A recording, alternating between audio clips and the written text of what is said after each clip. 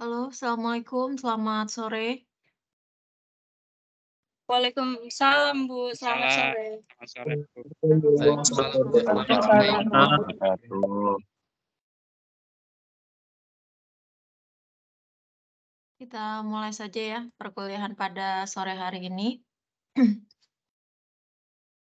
Oke, seperti yang minggu lalu saya sampaikan, selama bulan Ramadan mungkin, untuk teoritisnya saya sampaikan dalam bentuk, rekaman video ya. Jadi bisa disimak, oleh, Bapak Ibu sekalian, kapan saja, tidak harus mepet di waktu maghrib seperti perkuliahan ini ya. Jadi kapan luangnya, misalnya habis sahur atau seperti apa, itu bisa, dilakukan ya.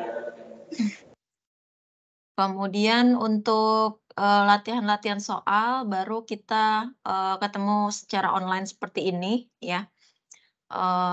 Jadi minggu lalu itu saya sampaikan teoritis mengenai permodelan generator sinkron. Kemudian, minggu ini untuk kita latihan soalnya, gitu. Apa ada yang keberatan dengan cara seperti ini?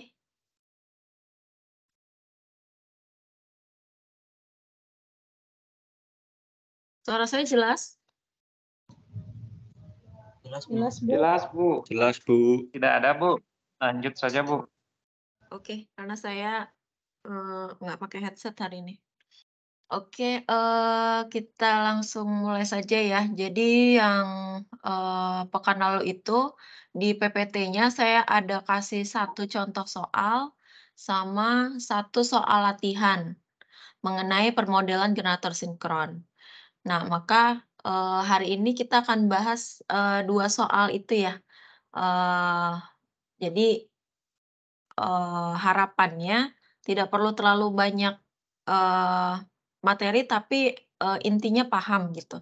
Jadi semoga 2 soal ini, eee, kita bisa segera selesaikan. Kalau misalnya selesai sebelum maghrib itu lebih bagus, ya tapi kalau misalnya masih diperlukan tambahan waktu nanti kita, akan break untuk buka puasa kemudian lanjut lagi setelahnya, gitu.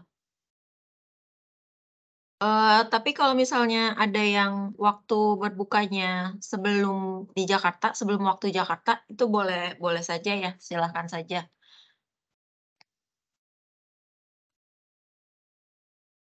Oke, ini langsung saja, ini sebetulnya contoh yang sudah ada di PPT pekan lalu, tapi saya mau coba untuk clear-kan hari ini, ya. Di mana, materi mengenai permodelan generator sinkron ini memang cukup, sangat matematis ya, karena permodelannya itu adalah permodelan matematika, gitu. Jadi bagaimana kita menghitung parameter-parameter, eee, operasi dari suatu generator sinkron, seperti itu. Nah, kemudian di sini, mungkin saya juga nantinya akan menyelipkan teori-teori dan juga trik-trik untuk menghadapi soal yang bentuknya soal cerita seperti ini, gitu. Jadi biasanya untuk soal-soal yang bentuknya soal cerita, saya selalu menganjurkan itu untuk kita tuliskan dulu apa yang parameter yang diketahui, apa yang ditanya, kemudian, bagaimana jawabannya. Jadi harapannya dengan kita tulis apa yang diketahui, maka kita bisa menyelesaikannya lebih mudah. Jadi karena kita udah tahu apa yang diketahui dan apa yang ditanya, sehingga kita bisa langsung petakan kita harus pakai rumus yang mana, seperti itu. Oke, jadi untuk soal ini yang pertama adalah diketahui ada sebuah generator sinkron, ya, diketahui generator sinkron. Kemudian dia 3 fasa, koneksinya Y.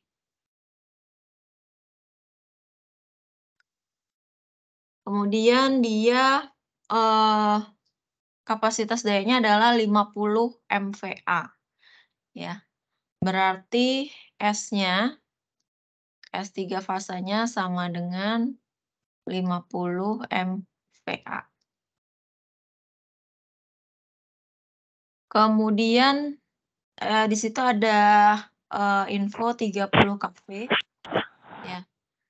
Kalau misalnya diketahui di soal hanya 30 kafe, ya, itu yang diketahui adalah tegangan line to line-nya. Sehingga kita harus, hitung line to netralnya. Jadi triknya adalah ketika ada level tegangan muncul di soal, itu adalah tegangan line to line-nya. Sedangkan dalam perhitungan semua rumus-rumus itu kita masukkan tegangan line to netral. Sehingga kalau diketahui seperti ini, kita bisa langsung hitung nilai, eee, line to line-nya, ya.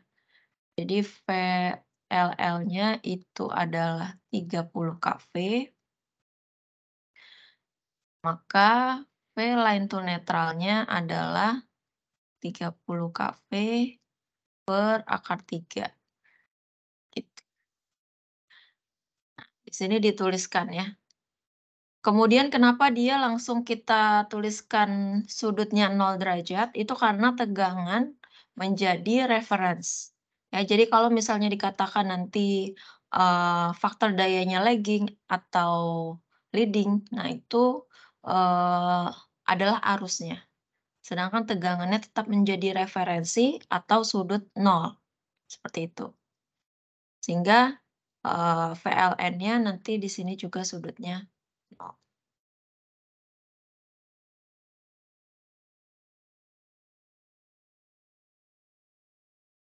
Nah, kemudian yang diketahui lagi adalah frekuensinya 60 hertz ya. Kemudian jadi kenapa di sini harus ada magnitude sama sudut ya, karena tegangan, arus, dan juga impedansi itu dia merupakan besaran vektor ya. Jadi dia memiliki magnitude, dia memiliki sudut, tuh.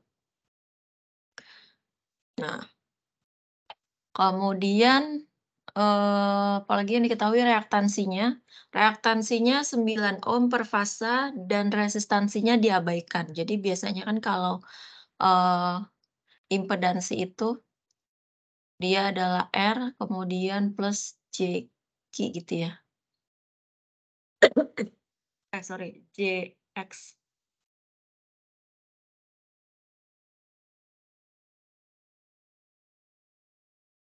JX ya. Jadi ini adalah impedansinya.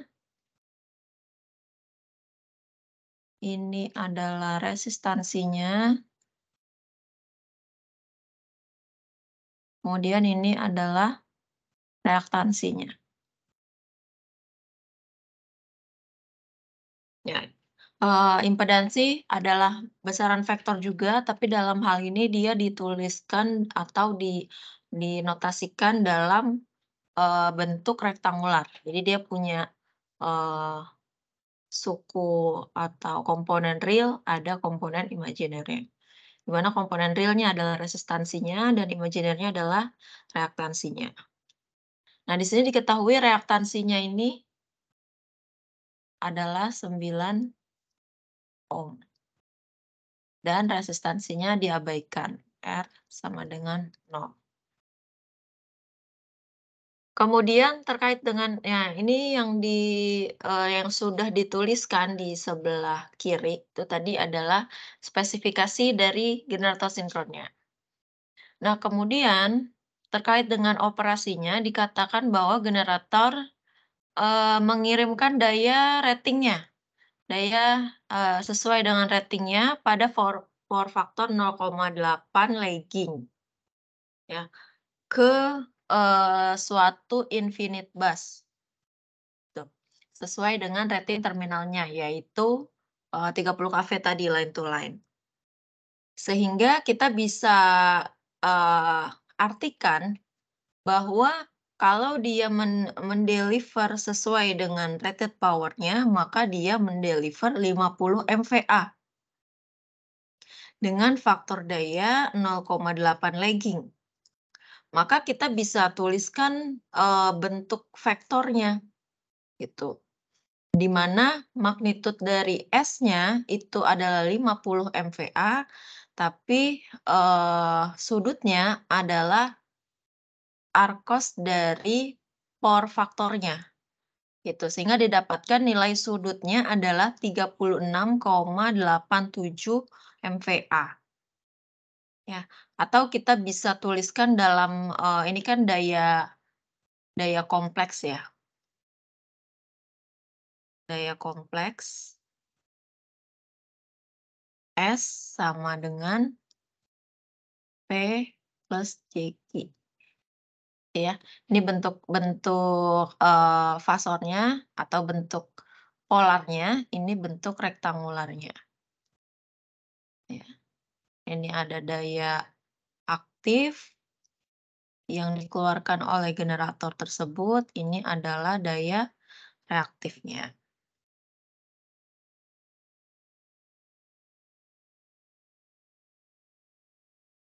Nah, sebetulnya, nilai dari daya aktif dan daya reaktif ini juga bisa kita hitung ya, di mana P sama dengan S cos dari theta atau, ini adalah power faktornya, sedangkan untuk Q sama dengan S sinus theta. Ini watt, ini var.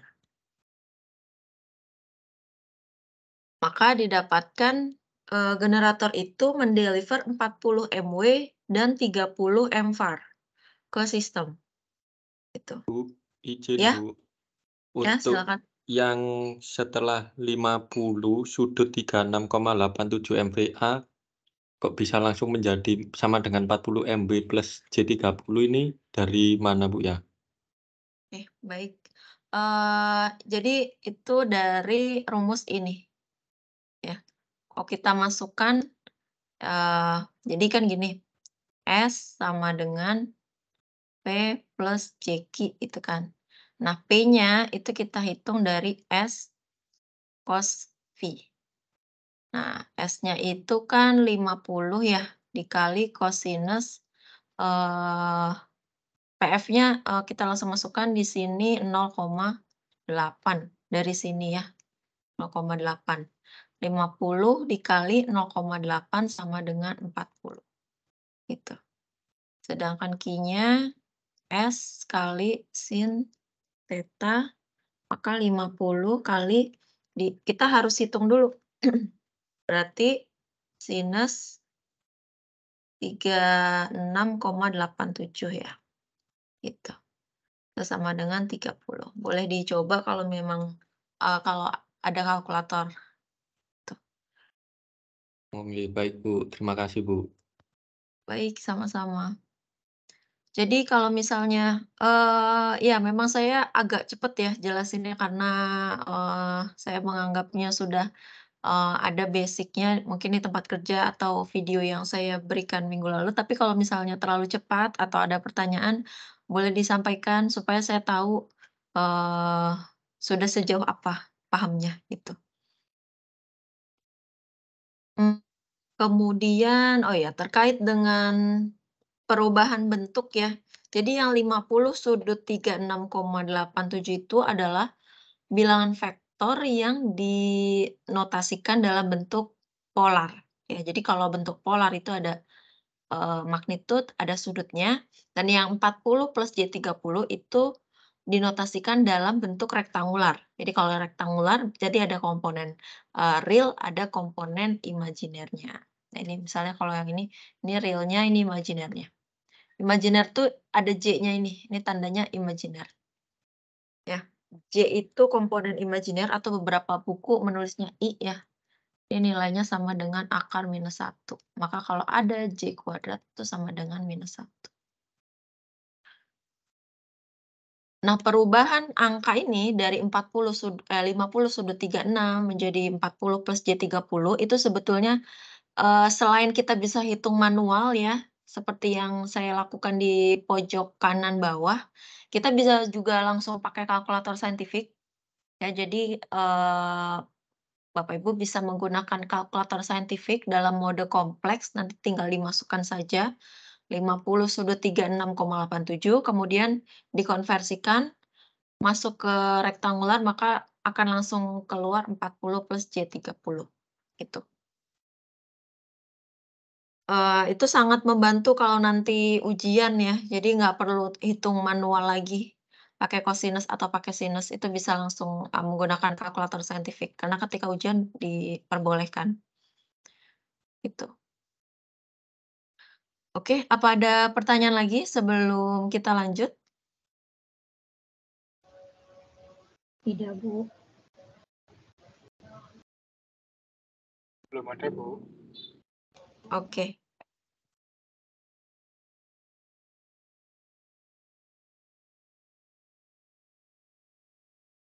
Oke. Nah, itu tadi, terkait dengan daya yang dikirimkan oleh generatornya, kemudian juga, level tegangannya. Level tegangannya kan diketahui line to line, kemudian kita ubah ke line to neutral, baru sampai situ. Kemudian yang terakhir, di slide ini, di baris yang paling bawah, itu adalah kita menghitung nilai arus yang mengalir atau arus yang keluar dari generator itu ke beban atau arus beban, ya. Jadi sudah diketahui dayanya dan tegangannya juga kita sudah tahu, maka kita bisa hitung arusnya, gitu. Ya, ini sebetulnya dari rumus umum S sama dengan PI karena 3 fasa, 3 VI konjugat ya. Maka kalau kita mau menghitung I-nya, maka tinggal S per 3V. Karena ini I-nya konjugat, maka ini kita balik S-nya jadi konjugat, V-nya jadi konjugat. Ya. Nah, kemudian perlu diingat lagi itu adalah untuk konjugat ini adalah kita mencerminkan terhadap sumbu X. Jadi nilai sudutnya kita negatifkan, gitu. Kalau misalnya kita punya besaran vektor misalnya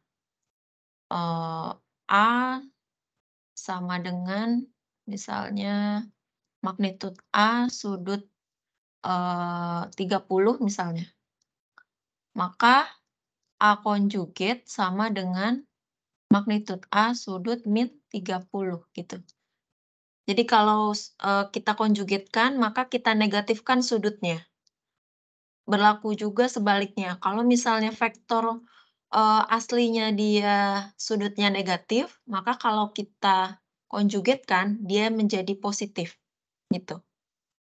Konsep dari konjugat. Kalau misalnya kita punya dalam bentuk rektangular, misalnya Z sama dengan R plus JX, maka Z konjugat sama dengan nilai yang imajinernya yang kita negatifkan, R min JX gitu. Konsep dari konjugat. Nah, kembali lagi berfokus ke baris yang paling bawah ini, ya. Kita mau hitung nilai arusnya. Maka S konjugat itu berarti kita lihatnya dari sini ya. Dari sini tapi kita konjugatkan. Maka kalau S-nya itu adalah 50 sudut 36,87, S konjugatnya menjadi 50 sudut minus 36,87 derajat. Itu. Kemudian dibagi 3, nah yang di sini kita masukkannya sudah line to neutral. Ya. Kenapa di sini dikalikan 10 pangkat 3? Karena ini kan 50-nya MVA ya. Saya mau jadikan KVA supaya nanti K-nya bisa hilang di sini. Gitu, dengan KV-nya. V-nya juga hilang. Nanti tinggal hasilnya ampere gitu. Nah, untuk tegangannya karena dia sudutnya 0, maka kita konjugatkan pun nggak ngaruh. Jadi tetap sudut 0, ya. Di sini tetap sudut 0, walaupun V-nya V konjugat. Nah, ini tinggal dioperasikan saja, ya. Kalau pakai kalkulator saintifik dalam mode kompleks, bisa langsung diinputkan apa adanya seperti ini, maka akan keluar hasilnya. Tapi kalau mau manual, berarti magnitudenya adalah 50 dibagi 3 kali 17,32 ya. 50 kali 10 pangkat 3 ya. Maka hasilnya adalah ini. Kemudian sudutnya kita, kalau sudut pembagian itu berarti dikurangkan. Berarti sudutnya adalah minus 36,87 minus 0. Itu. Maka hasilnya tetap minus 36,87 ampere. Gitu. Nah, maka terlihat di sini bahwa memang generator ini beroperasi lagging ya. Karena sudut fasa dari arusnya dia tertinggal dari tegangan sebesar 36,87 derajat. Gitu.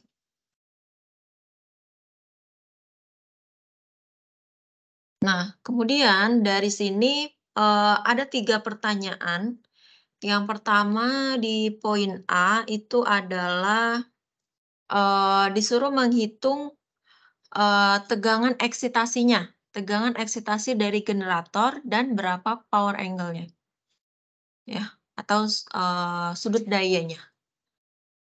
Dalam kondisi seperti ini. Jadi dalam kondisi case-nya ya untuk poin A, dalam kondisi generatornya ini mendeliver rating daya sesuai ratingnya. Itu. Daya sesuai ratingnya sebesar 50 MVA, faktor daya 0,8 tadi. Gitu. Berapa tegangan eksitasi yang diperlukan untuk memenuhi kondisi tersebut. Nah, kemudian untuk poin B, ketika dengan eksitasi yang konstan, seperti pada case yang pertama atau seperti pada poin A, kemudian torsinya dikurangi sampai generator itu hanya mendeliver 25 MW. Berapakah arus armatur dan power faktornya? Jadi dibalik.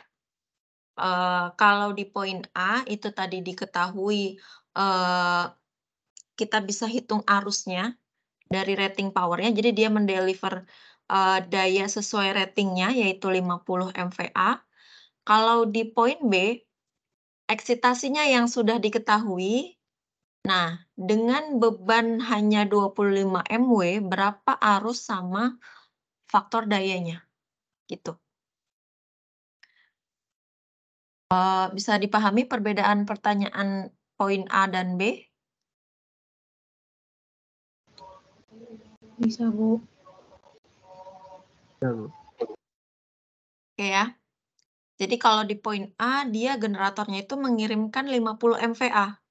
Dia 40 MW dan 30 mVAR-nya tersirat gitu dari 50 MVA dan power faktornya. Bahwa dia mendeliver 40 MW sebetulnya. Nah, di poin B, dia hanya mendeliver atau mengirim 25 MW. Dengan eksitasi yang sama, berapa arus armaturnya dan power faktornya. Itu poin B.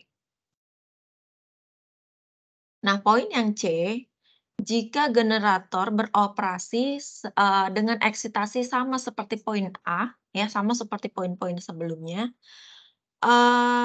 berapa maksimum daya yang bisa dikirimkan oleh generator tersebut supaya dia tetap sinkron dengan sistem, gitu. Dan juga kita diminta menghitung berapa arus maksimumnya pada maksimum power ini atau maksimum daya yang dikirimkan. Jadi kalau dengan eksitasi yang sama nih di poin A, B, dan C, kalau di poin A itu dia mendeliver 50 MVA, kalau di poin B dia mendeliver 25 MW, nah di C ditanyain dia dengan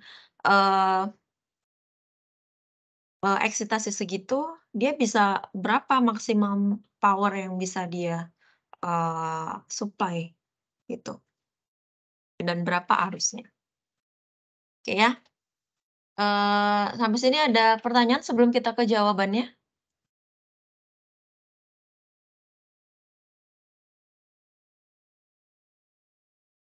Lanjut saja, Bu. Oke. Jadi kalau tidak ada pertanyaan itu ada 2 kemungkinan, antara paham sekali atau tidak paham sama sekali. Nah itu yang bahaya. Kemungkinan Oke yang kedua, Bu. Oke. Ditanyakan saja kalau ada, bagian yang tidak dipahami, ditanyakan aja, saya ngulang nggak apa-apa, tapi saya tahu di mana miss-nya gitu. Karena kalau misalnya saya lanjut terus, nanti seterusnya jadi, eee, nggak paham terus gitu, karena dari awalnya udah ada yang miss. Izin Bu, Ya. kemarin kayaknya sempat disinggung, diajari cara penggunaan kalkulator saintifiknya Bu. Oh ya, kalkulatornya Iya, sudah ada? ada Bu. Oke, saya coba ya. Bentar. Nggih.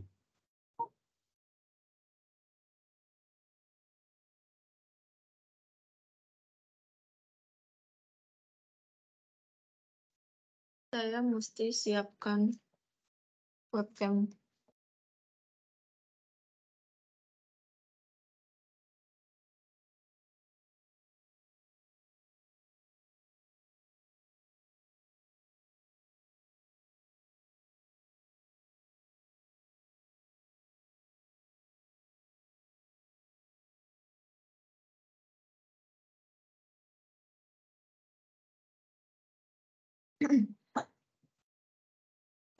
Mungkin bisa dicatat saja, angkanya yang mau kita coba karena, saya mau aktifkan webcam jadi nggak bisa screen sharing kayaknya. Eee, kita coba yang 50 sudut min 36 ya, dicatat di kertas dulu.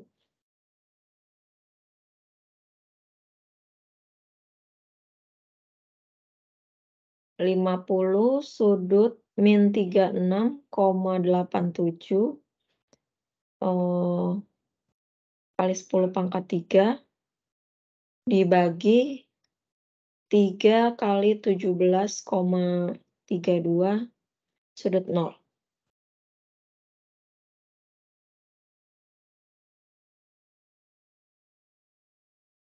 Sudah dicatat?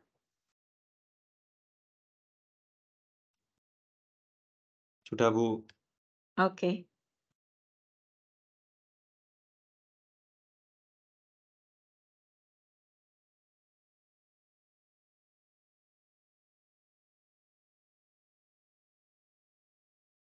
Oke. Sudah terlihat kalkulator saya? Terlihat Bu. Oke, semoga jelas ya. Jadi, di sini ya, kalkulator saintifik ini dia ada, beberapa mode yang bisa kita gunakan ya. Kita bisa lihat di, eee, klik di bagian mode, sebentar, ini kayaknya kurang fokus. Di bagian mode, coba dicari tombol modenya, maka dia ada beberapa mode yang kita bisa gunakan. Ya, ada kompleks, ada statistik, ada equation, ada matrix, banyak bisa kita pilih di sini. Nah, caranya kalau kita mau menginput bilangan dalam bentuk kompleks, maka kita harus mengaktifkan mode kompleksnya. Di punya saya ini mode kompleks itu angkanya di 2 ya. Jadi setelah klik, tombol mode ini, pencet lagi angka 2. Maka dia sudah masuk ke mode kompleks, tandanya itu di bagian atas ada, eee, tanda CMPLX atau kompleks ya, CMPLX. Sudah ada semua? Sudah, Ada Bu. Bu. Oke. Sudah, Bu. Nah, kalau sudah seperti ini, kita mau masukkan bilangan dalam bentuk, polar atau rektangular pun bisa, gitu. Coba dilihat lagi di tombol-tombol ini ya, tombol-tombol jajaran ini, itu ada yang di bagian atasnya itu ada tanda seperti sudut dan ada juga yang tanda, seperti huruf I kecil, ya. Nah, itu tandanya kalau kita mau masukkan sudut, misalnya kita tadi mau masukkan 50 sudut 36 misalnya. Ya sudah, kita, pencet 50 gitu ya. Nah sudutnya, ini kan tandanya sudutnya warna kuning ya, itu tandanya shift dulu kalau di saya karena shift-nya kuning, shift kemudian tekan tombol itu, maka nanti dia akan muncul tanda sudut. Nah tinggal dimasukkan sudut yang kita mau.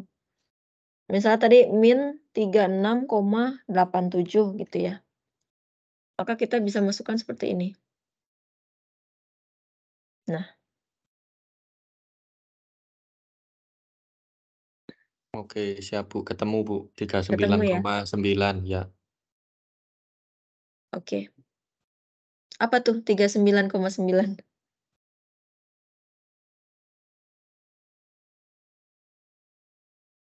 Nah ini kan S-nya ya tadi ya, S conjugate ya, 50 sudut 36 min 36,87. Nah, eee, coba di sini saya mau dia, S-nya tidak conjugate ya, maka dihilangkan, minusnya.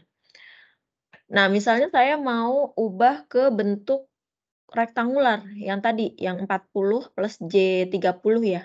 Gimana caranya, dari situ, bisa otomatis pakai ini. Jadi kalau di saya, itu tekan shift lagi, kemudian cari tulisan kompleks di atas angka ini, ya. Kalau di saya kan kompleks ini di atas angka 2 nih, maka tekan angka 2, maka dia akan muncul pilihan kita mau ubah dia ke bentuk apa, gitu. Ada bentuk polarnya, ada bentuk conjugate-nya, ada bentuk rektangularnya, yang satu saya nggak tahu itu apa. Tapi biasanya kita hanya pakai 3 sama 4 aja, bentuk polar sama rektangular.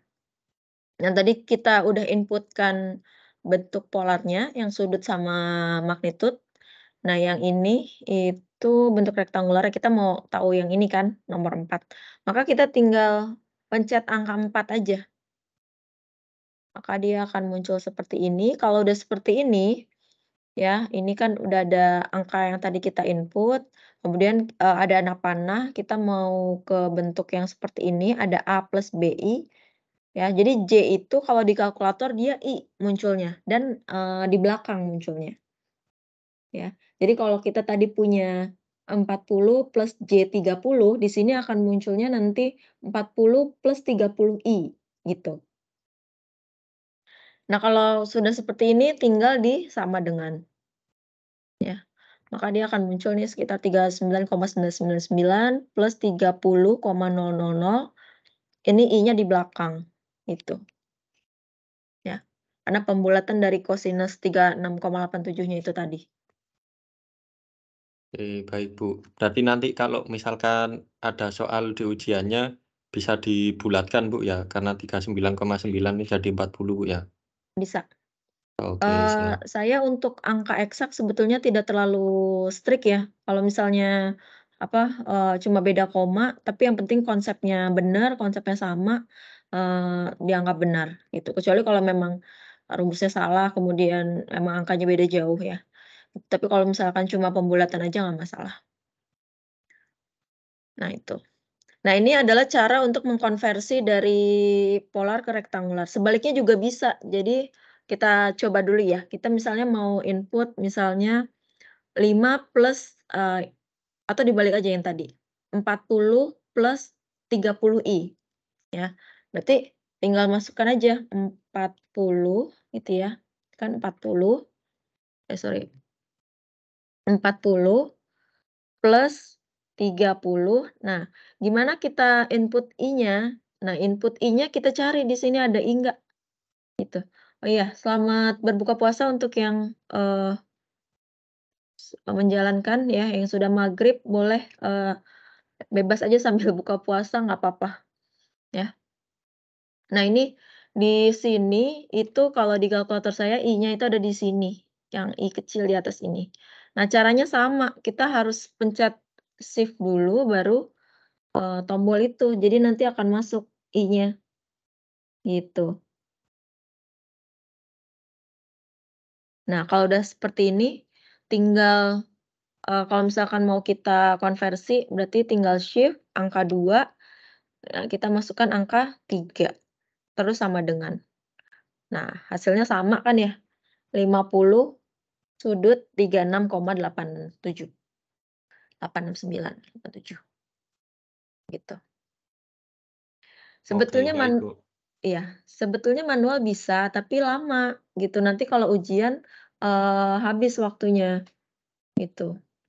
Kemudian apalagi yang perlu disampaikan ya? Oh ya, kalau kita menghitung manual, untuk operasi penjumlahan dan pengurangan itu lebih mudah di bentuk rektangular ya, karena kita tinggal menjumlahkan yang real, imajiner sama imajiner gitu. Kalau yang polar, itu lebih mudah untuk operasi perkalian dan pembagian, ya. Nah, tapi kalau kita pakai ini, dua-duanya pun bisa, ya. Contohnya tadi, misalnya kita mau, membagi tegangan dengan impedans misalnya.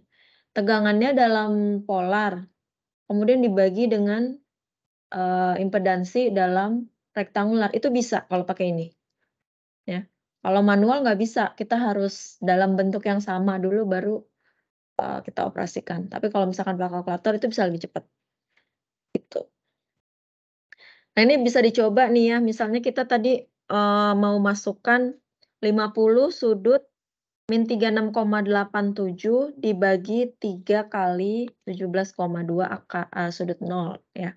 Berarti kita tinggal pakai ini aja, pembagian ya. Ini kan ada tombol untuk pecahan supaya lebih mudah. Tinggal kita masukkan aja, 50 kali 10 pangkat 3 kan berarti 50.000 ya. 50.000 sudutnya dimasukkan, min 36,87.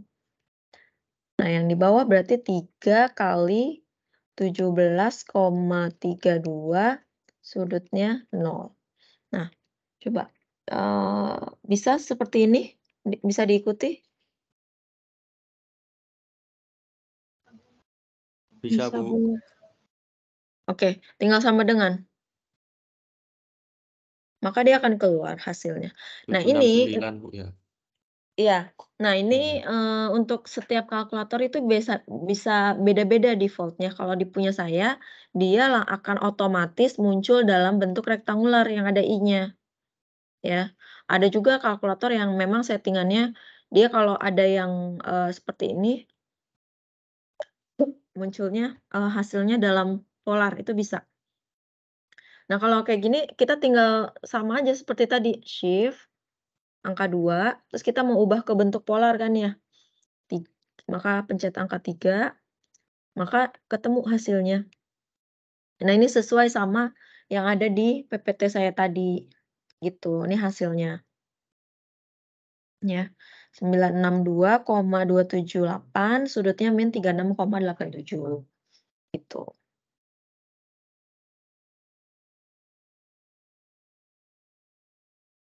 Oke, ada pertanyaan lagi terkait penggunaan kalkulator?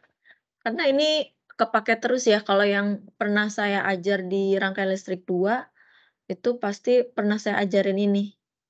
Pakai kalkulator ini karena, kepakai terus, karena kan tegangan, arus, impedansi itu semua bilangan vektor ya, daya juga bilangan vektor.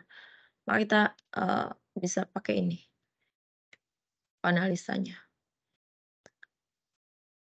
Oke, jadi untuk pertemuan-pertemuan selanjutnya, saya harap sudah ada kalkulatornya, kemudian kalau misalkan kita membahas, soal seperti ini nanti, dibantu oleh Bapak Ibu atau teman-teman yang melakukan perhitungannya, saya tinggal menulis jawabannya apa, gitu. Jadi kita bahas hitung sama-sama, supaya nggak satu arah dari saya aja, gitu. Jadi kita bisa kerjakan bersama, ya. Oke, ada pertanyaan Baik, sampai Bu. sini?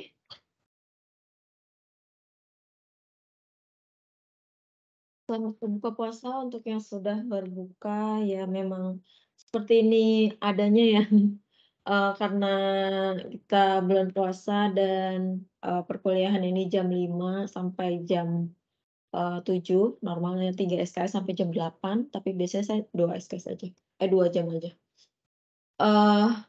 Jadi mau nggak mau kita harus melakukan ini. Tapi ya tadi, supaya sama-sama enak ya. Jadi untuk yang teori saya harap untuk disimak videonya, supaya ketika pembahasan soal tuh udah nyambung. Jadi kita tinggal bahas apa yang nggak paham aja, langsung ditanyakan, gitu.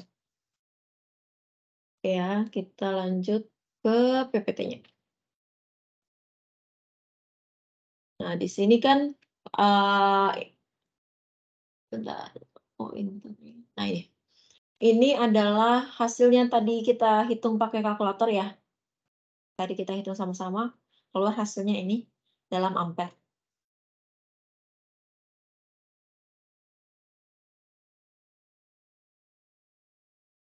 Kemudian kita jawab yang sudut eksitasinya. Nah, ini sudut eksitasinya, di sini kita langsung gunakan rumus yang sudah jadi. Nah,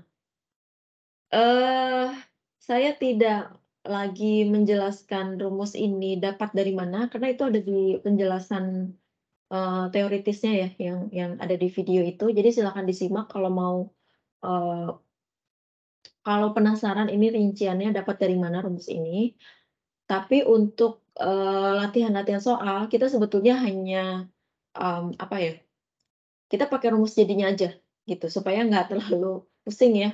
Jadi kita, pakai rumus jadinya aja, cuma saya merasa perlu untuk memberikan, pengetahuan dari mana rumus ini, makanya saya kasih di video itu, gitu. Jadi untuk mempersingkat waktu, silahkan disimak videonya, kemudian, untuk di latihan soal kita bisa langsung rumus yang, rumus akhirnya, atau rumus yang sudah jadinya ini, gitu. Nah, jadi, tegangan eksitasi ini bisa kita hitung dengan rumus, tegangan terminalnya ditambah dengan ini adalah nilai, Reaktansi, Bu. impedansinya ya. Impedansi yang terdiri dari resistansi dan reaktansi. Cuma kan tadi di soal dikatakan bahwa resistansinya diabaikan ya, sehingga RA-nya ini 0. Jadi tinggal JXS-nya aja. XS-nya tadi kan 9 ohm. Ya. Jadi ini adalah tegangan terminalnya, yang perlu diingat tadi dia V-line to netral, ini sebetulnya kurang sudutnya nih, sudut 0 derajat. Ya. Kenapa ini jadi 17.000? Karena dalam volt saya pakainya di sini. Jadi, yang perlu di-notice juga adalah penggunaan satuan ya. Jadi kan kita di sini tadi arusnya kita punya ampere, kemudian untuk, reaktansinya kita punya ohm, sehingga kalau dikalikan kan volt.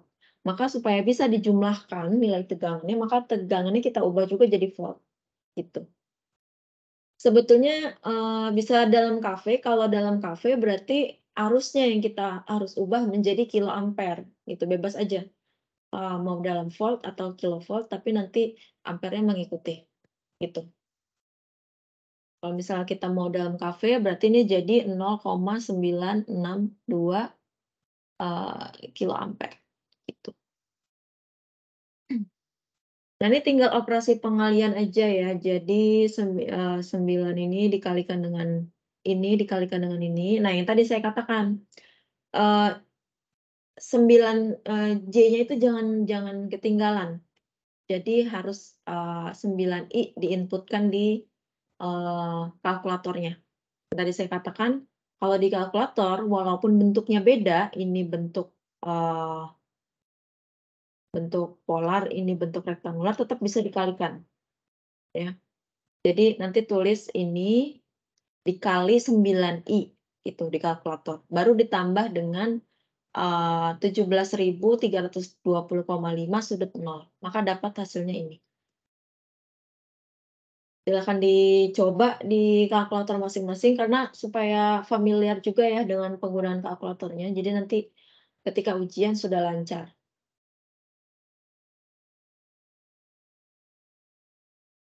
Nah, dari sini diketahui bahwa tegangan eksitasi per fasenya dalam line to netral itu adalah 23,56 kV dengan power angle 17,1. Jadi power angle itu adalah sudut dari tegangan eksitasinya, ya definisinya. Ada di slide pekan lalu juga dijelaskan. Jadi ini adalah sudut tegangan eksitasi.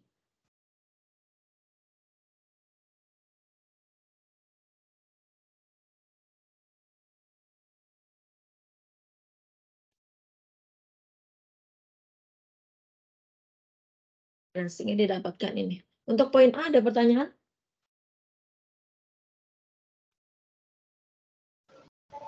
Belum, Bu.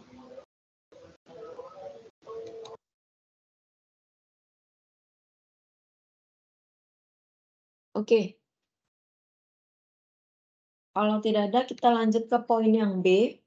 Jadi, yang di B ditanya power angle-nya dulu ya. Jadi ada rumus ya, yang di slide pekan lalu. Kalau saya bilang untuk disimak, videonya disimak dulu ya, jadi supaya nyambung. Jadi ada rumus yang seperti ini, rumus untuk menghitung daya yang dikirimkan generator. Rumusnya adalah 3 kali E itu adalah eksitasi, tegangan eksitasi. Magnitudenya berarti kalau ada tanda mutlak, berarti magnitud tegangan eksitasi. Kemudian V ini adalah tegangan terminal generator, ini adalah reaktansi generator. Gitu.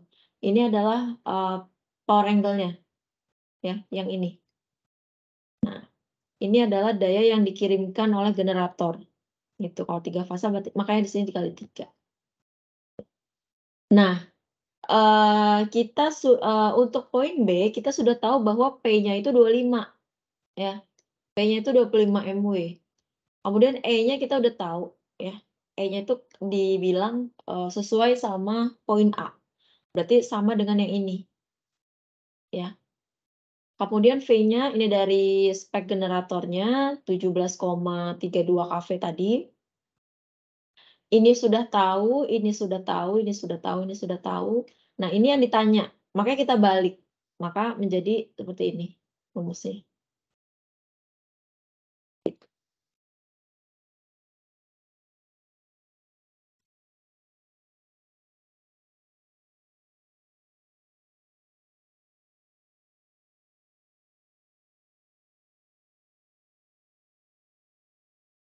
Nah, ini tinggal dimasukkan ini aja, kalkulator ya, sinus pangkat -1, makanya butuh untuk kalkulator saintifik untuk memasukkan rumus-rumus trigonometri.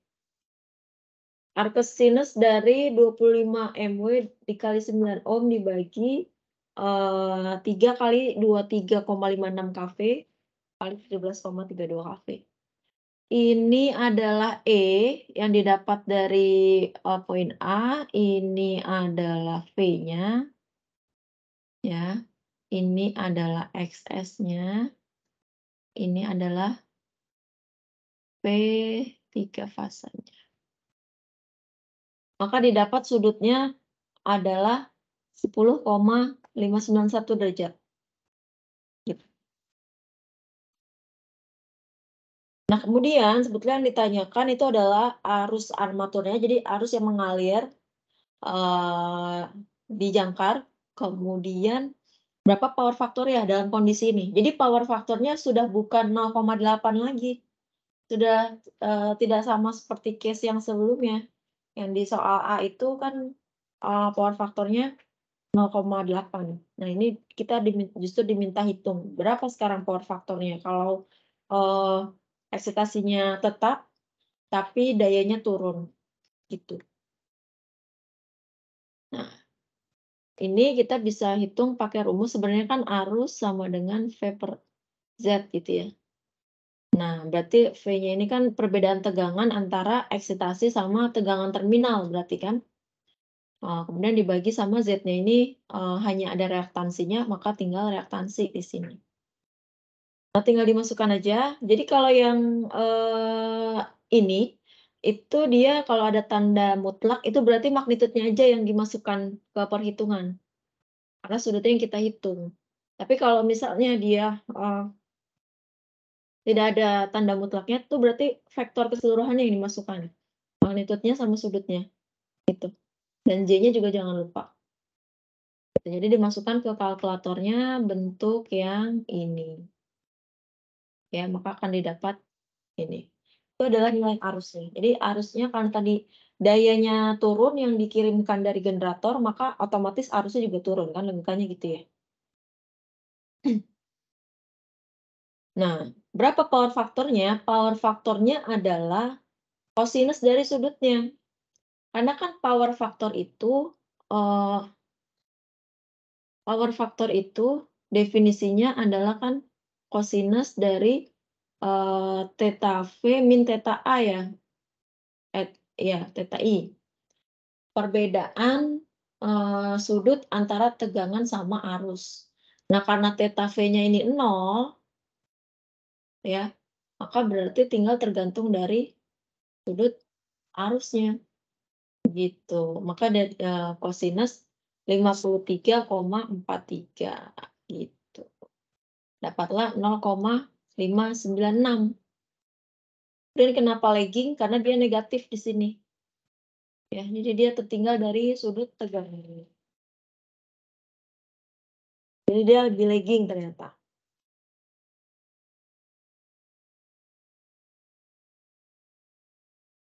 Nah, sedikit lagi mungkin sebelum kita break, untuk yang poin C, berapakah power maksimumnya? Nah, daya maksimum yang bisa dikirim itu adalah ketika nilai sinusnya sama dengan 1. Ya. Jadi ketika nilai ini sama dengan 1. Ya. Jadi Pmax adalah 3 kali EV per XS. Ya. Ya udah, tinggal kita masukkan aja. Berarti E-nya masukkan ini, P-nya masukkan ini adalah reaktansinya. Maka dia dapat mengirimkan maksimal sampai 136 MW sebelum dia kehilangan sinkronisasi. Gitu. Untuk perhitungan arus armatur sama power faktornya sama seperti yang poin B, ya. Hanya saja nilai nilai ininya beda, ya. Nilai power faktornya itu sama dengan 90 derajat untuk daya maksimum. Ya, jadi lihat di sini ininya 90. Beda sama ini. Kalau ini dia didapat dari sini. Ini masuk ke sini. Nah, gitu. Jadi antara poin A, B, C, magnitud dari tegangan eksitasinya sama, yaitu 23,55. Tapi power angle-nya beda-beda. Di poin A dia sudutnya itu 17,1, di poin B 10,59, di poin C 90 derajat. Gitu. Ya. Nah, ternyata power faktornya sudah leading di sini ya, karena sudut dari arusnya juga sudah positif. Itu. Mungkin sambil saya freeze di di slide yang ini sambil dipahami, kita break maghrib dulu ya.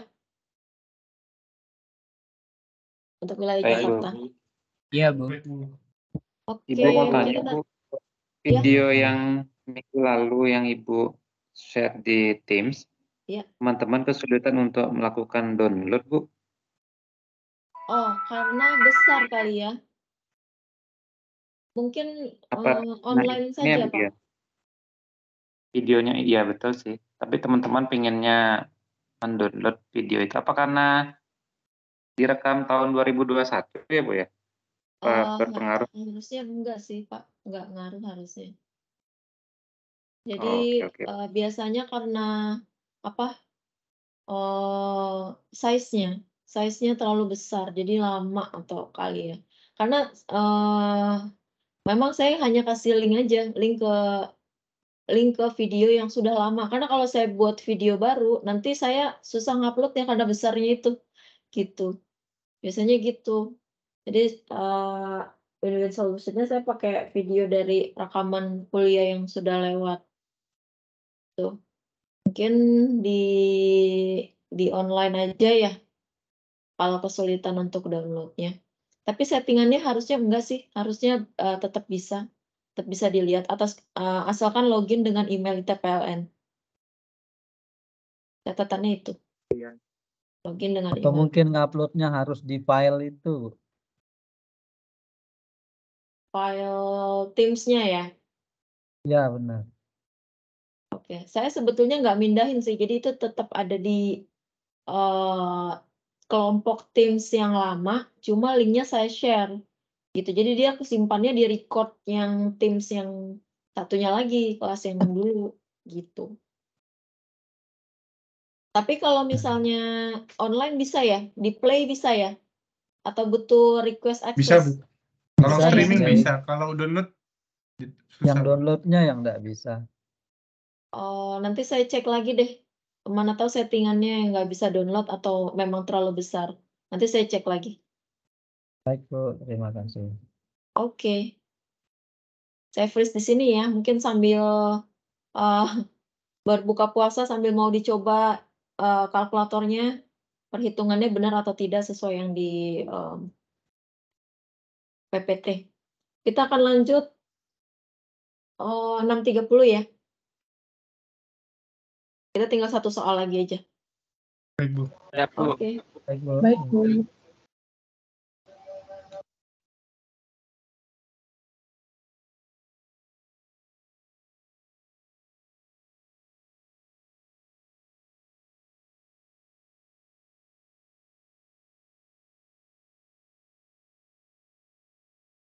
Oke, bisa kita lanjut kembali?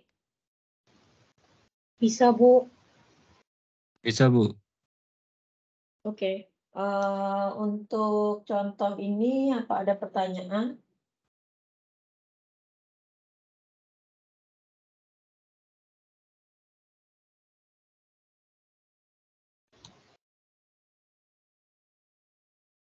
Mungkin saya di akhir aja nanti, Bu. Oke, Izin bertanya, Bu. ya silakan. Ya, ini maksudnya dari penjelasan dari soal A dan B ini kan terjadi perubahan power factor nih dari 0,8 dengan 0,5. Apakah ini dipengaruhi yang mempengaruhinya beban dari generator itu? Iya, yang mempengaruhi adalah beban dan, sudut eksitasinya. Ya, ya sudutnya itu dipengaruhi karena ada pembebanan terhadap generator ini ya, Bu ya. Iya, betul.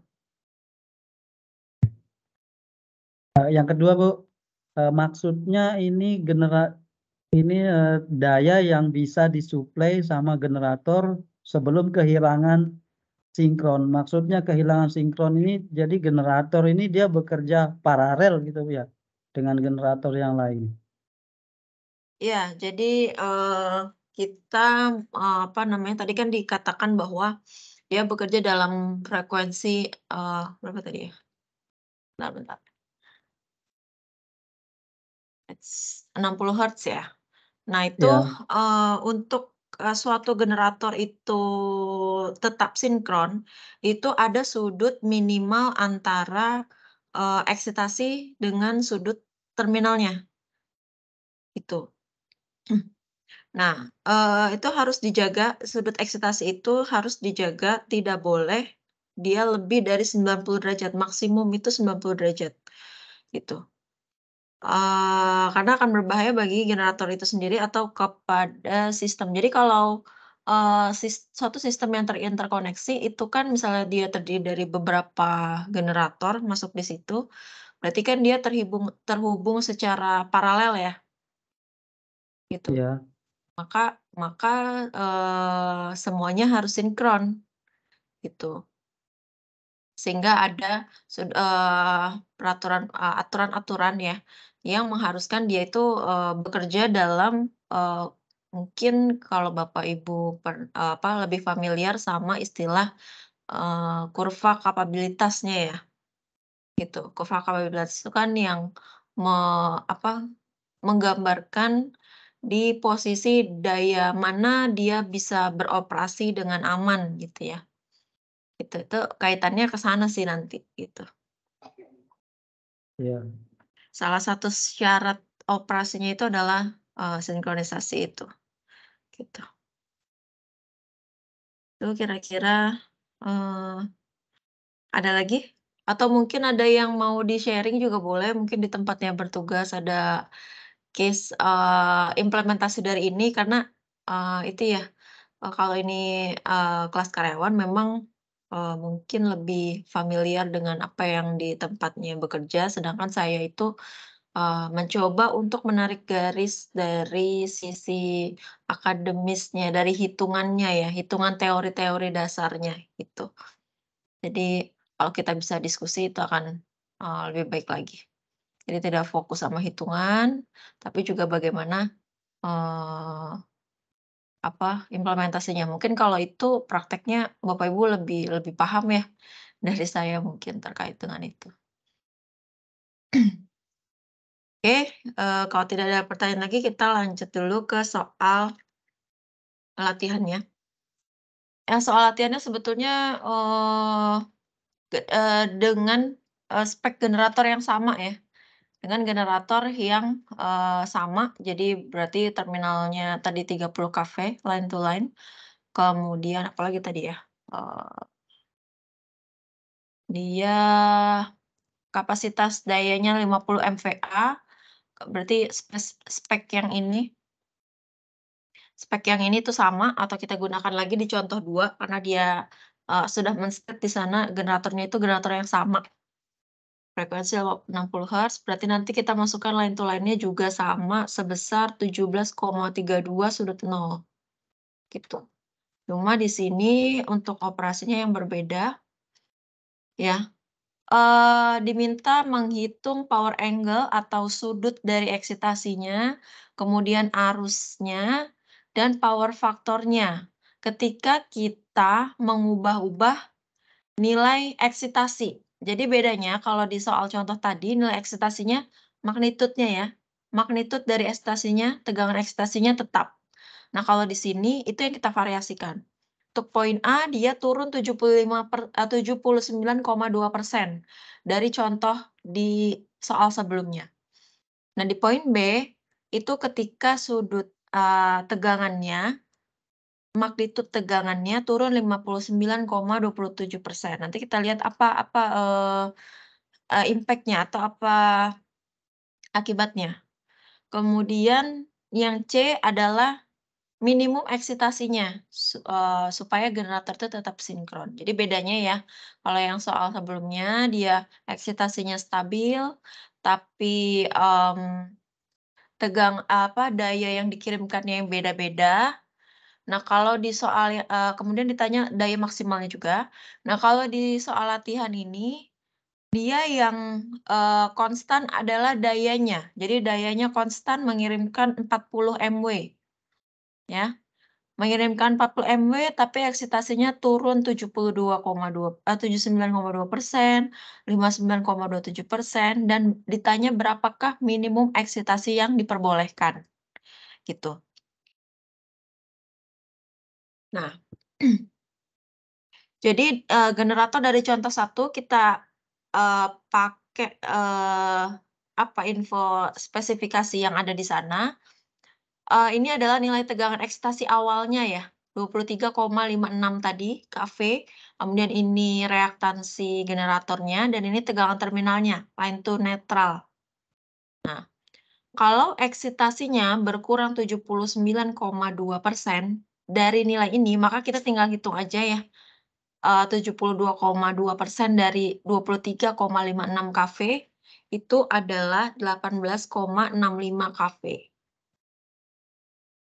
Nah, kemudian tadi yang ditanya adalah power angle, armature current, sama power factor. Nah, kita hitung. Nah, ini pakai, rumus yang di soal 1 ya. Arc sinus dari daya kali nilai reaktansinya dibagi 3 kali magnitude, eksitasi sama tegangan, gitu. Nah, kita tinggal masukkan apa yang diketahui. Ini sebetulnya kalau sudah paham konsepnya tinggal masukin angka-angka itu saja ke rumus. Sama yang tidak boleh lupa adalah memperhatikan satuannya, gitu. Jadi di sini daya 3 fasanya kita masukkan 40 mW ya, 40 mW, kemudian nilai reaktansinya itu magnitude, jadi nilai J-nya tidak kita masukkan, jadi langsung 9 ohm. Kemudian 3 kali E-nya, nah E-nya kita masukkan yang baru, ya, yang sudah turun menjadi 79,2% ya, yaitu 18,657 kV. Nah, untuk tegangan terminalnya sama. Ya, karena ini yang, generator itu kan ketika dia keluar ke grid, dia harus konstan ya, kita jaga tegangannya. Nah, maka didapatkan power angle-nya adalah 21,8 ya, sekitar 21,8 derajat. Nah, ini untuk armatur current sama power faktornya sama seperti contoh soal 1. Cuma yang perlu hati-hati adalah sudutnya di sini, ya. Sudutnya kita gunakan power angle yang baru saja dihitung. Ya, untuk masuk ke, vektor dari tegangan eksitasi. Jadi magnitudenya kan tadi yang turun, 79%. Nah, sudutnya itu masukkan power angle yang baru saja dihitung ke sini, gitu. Nanti ini slide-nya saya berikan,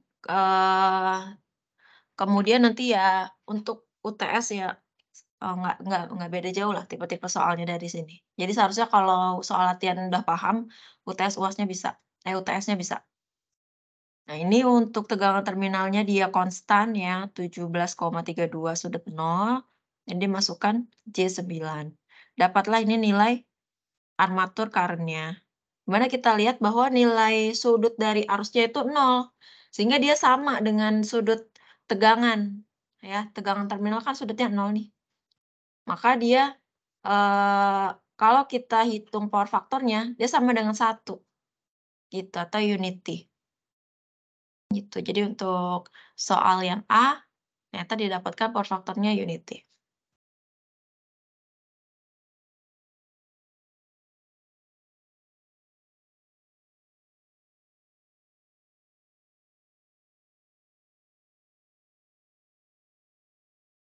Kemudian untuk soal nomor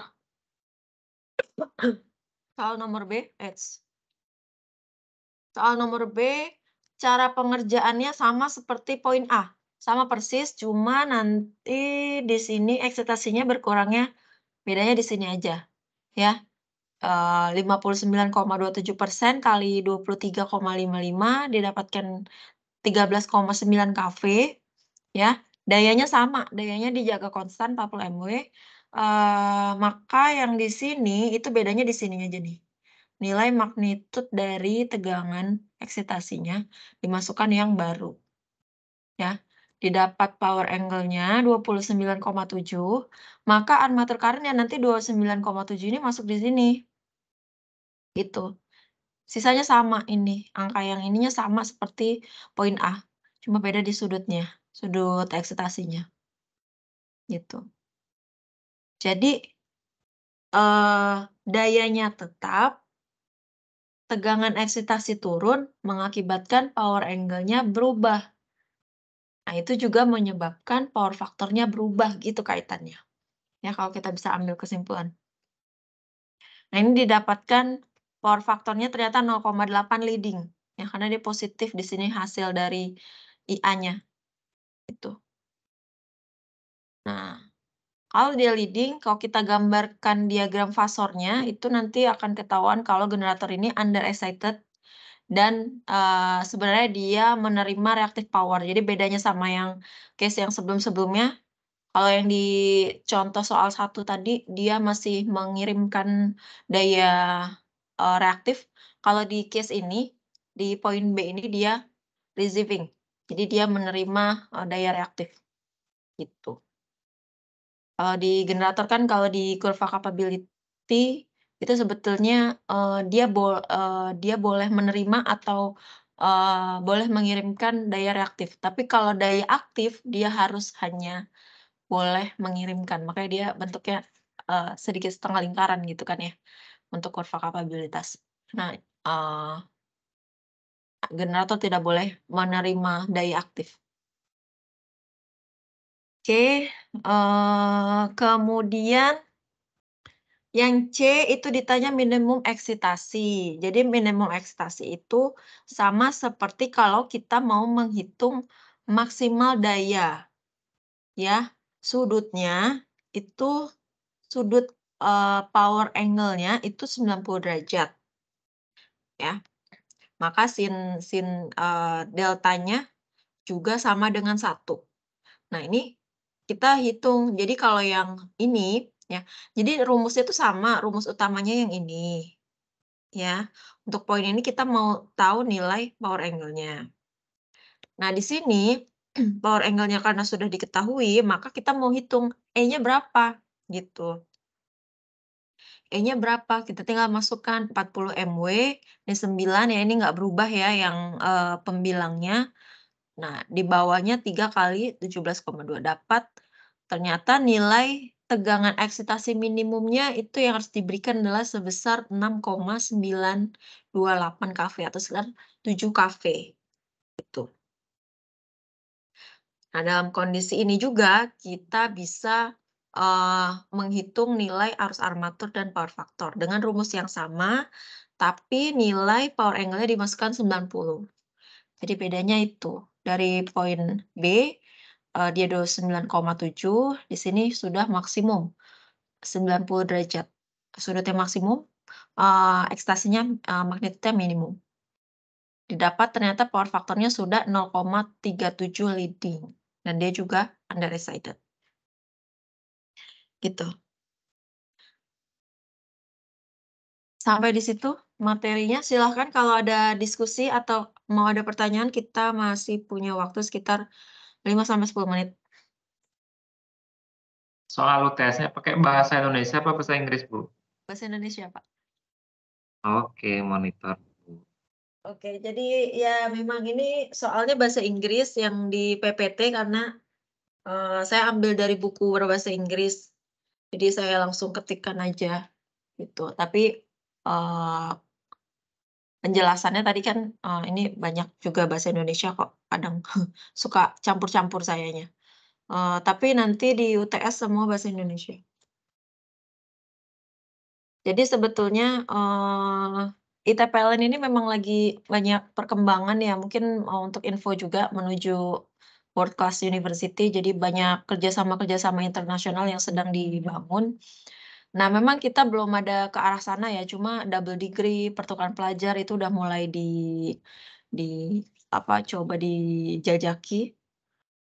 Terkait dengan perkuliahan, harapannya nanti kita ada mahasiswa asing juga masuk, jadi, pengantarnya dengan bahasa Inggris, tapi kita belum ke arah sana ya, masih baru menuju, gitu. Jadi kemarin arahan dari Pak Rektor, materinya, PPT-nya kalau bisa dibuat dalam bahasa Inggris, kemarin arahannya seperti itu. Dan kebetulan saya pakai buku yang bahasa Inggris, jadi ya udah langsung aja saya taruh, gitu. Tapi penjelasannya masih bahasa Indonesia, UTS UAS-nya masih bahasa Indonesia, gitu. Ada yang mau tanya tadi? Kayaknya ada yang raise hand. Siapa Faros tadi? mau nanya, Faros ya, silakan. mau nanya tentang contoh soal yang kita bahas sebelum maghrib tadi, Bu. Oke. Tadi kan yang soal yang B itu bahwa mana tadi ya? Torsinya dikurangi sehingga daya yang dihasilkan generator itu 25 megawatt. Nah, itu mohon penjelasannya, Bu. Saya juga kurang paham di sini apakah torsinya dikurangi ini akan berakibat pada frekuensinya turun atau gimana ya, Bu ya?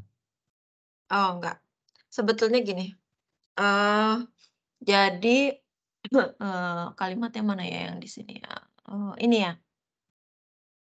Jadi sebetulnya bukan torsinya yang, kita atur, tapi karena bebannya itu turun jadi 25 MW, maka otomatis, torsinya turun gitu atau kita turunkan ibaratnya gitu. Jadi, mmm, variabel bebasnya tetap beban, ya yang berubah dengan sesuka hatinya itu tetap beban. Tapi, generator itu yang mengikuti. Karena bebannya turun, maka torsinya jadi turun gitu, otomatis turun gitu. Makanya, Oh ya, bahasanya paham. seperti itu gitu. Jadi tapi bukan berarti, eee, dalam aplikasinya ya, bukan kita menurunkan torsi supaya kita cuma bisa ngirim 25 MW, tapi, konsepnya dia ngikutin beban, karena bebannya turun, maka ya sudah, kata generatornya ibaratnya ya, "Ngapain saya kasih torsi gede orang, yang diminta cuma sedikit," gitu, ibaratnya kayak gitu. Itu sih mungkin, apa ya, kalimatnya aja yang jadi agak rancu gitu. Tapi sebenarnya seperti itu. Oh, ya berarti tergantung bebannya sehingga putarannya tetap, frekuensinya 60 Hz ini ya, Bu, ya? Iya, betul. Frekuensi ini tidak akan berubah. Sama ini Bisa jadi ya untuk di soal ya dia, apa namanya, dia mau mau coba variasiin aja supaya kita ngitung gitu. Tapi kan dalam kalau kita bilang, kadang teori sama praktek kan bedanya gitu ya. Kalau di teori ya bisa aja, maksudnya di soal nih, generator, kirimkan 25 MW gitu kan teorinya. Berapa, eksitasinya gitu. Tapi kan dalam dalam apa, prakteknya sebenarnya kan nggak bisa kayak gitu, gitu. Beban itu yang harus kita ikutin. Ada lagi? sama ini, Bu, slide yang sebelum contoh soal ini. Nggak ada?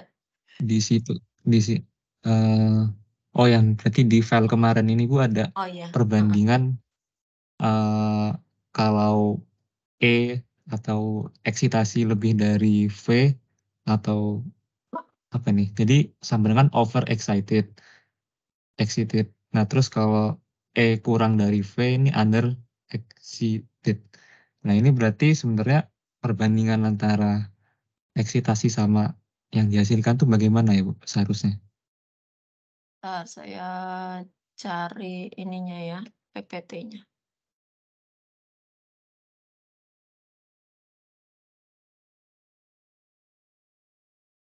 Mmm.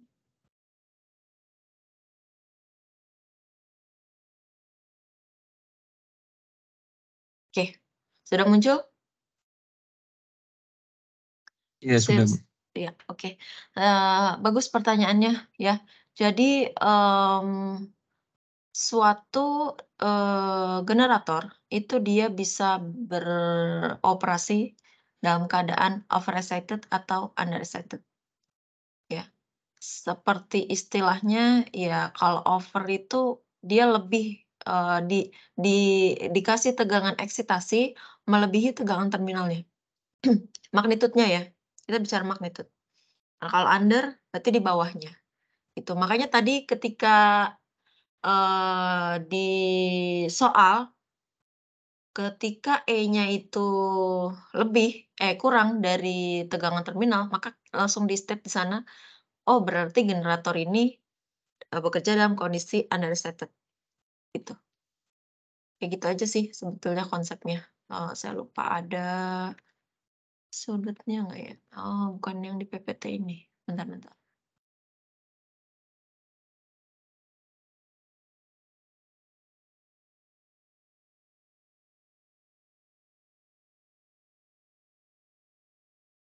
Saya dapat ininya.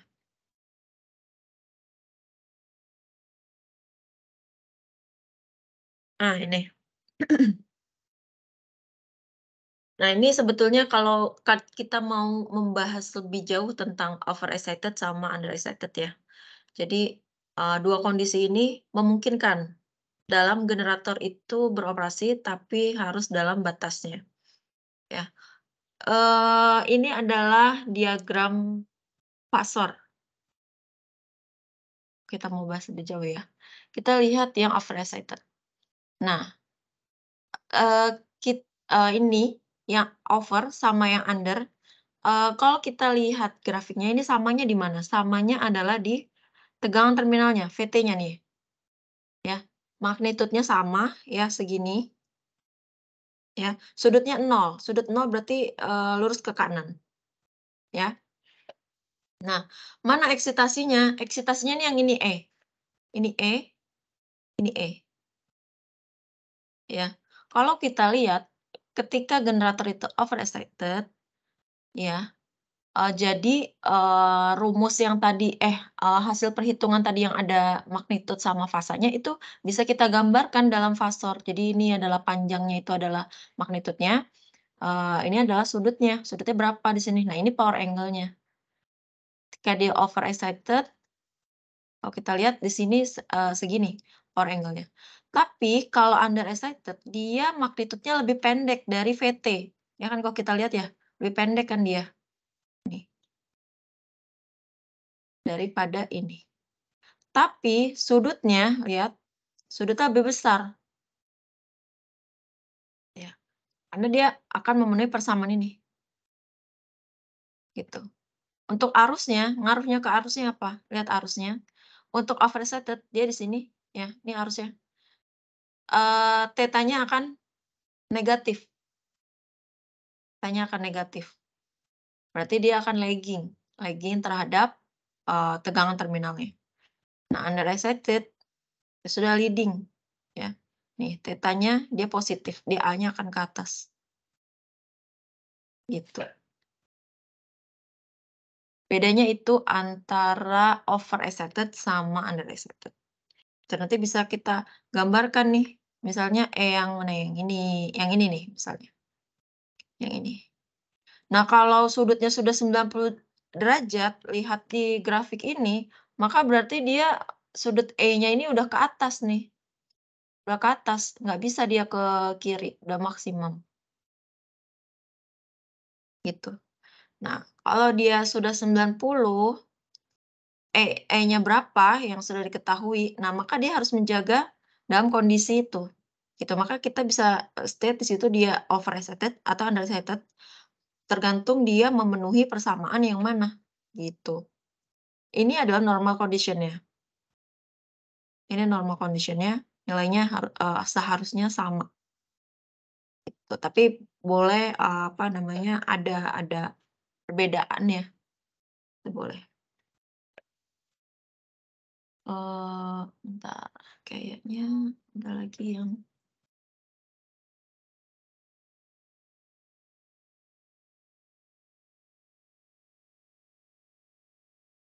dari PPT yang lama.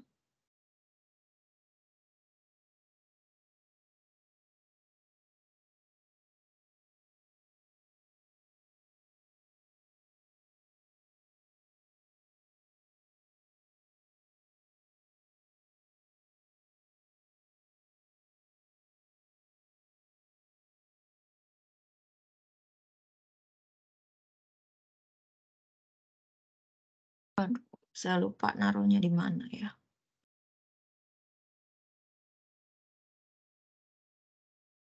Intinya itu sih, perbedaannya. Ya. Jadi kita tinggal lihat saja, hasil dari kondisi di mana generator itu beroperasi, kemudian kita lihat persamaan tadi, ya, dia masuk yang mana? Dia normal condition, atau over, atau, under.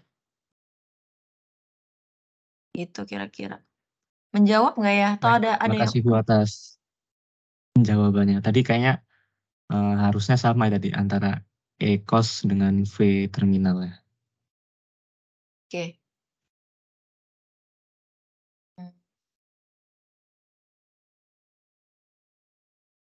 Jadi nanti ini saya berikan ya PPT-nya.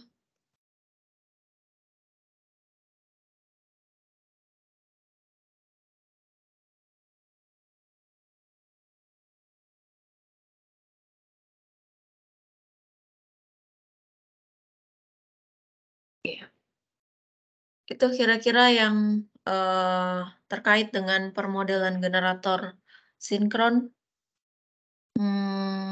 Saya rasa cukup atau kalau ada diskusi lagi? Ada yang kuliah jam 7 ya? Saya rasa cukup ya untuk sore sampai malam hari ini. Cukup. Iya, Bu. Ya cukup, Bu. Oke, kalau tidak ada pertanyaan lagi, saya tutup. Nanti absensinya saya download saja dari Teams. Terima kasih telah melaksanakan perkuliahan dengan baik. Kurang lebihnya dari saya, mohon dimaafkan. Wassalamualaikum warahmatullahi wabarakatuh. Waalaikumsalam Waalaikumsalam warahmatullahi wabarakatuh. Waalaikumsalam warahmatullahi wabarakatuh. Makasih, Bu. Terima kasih, Bu. Terima kasih banyak, Bu. Waalaikumsalam warahmatullahi wabarakatuh. Terima kasih, Bu. Ya, sama-sama. Sehat selalu.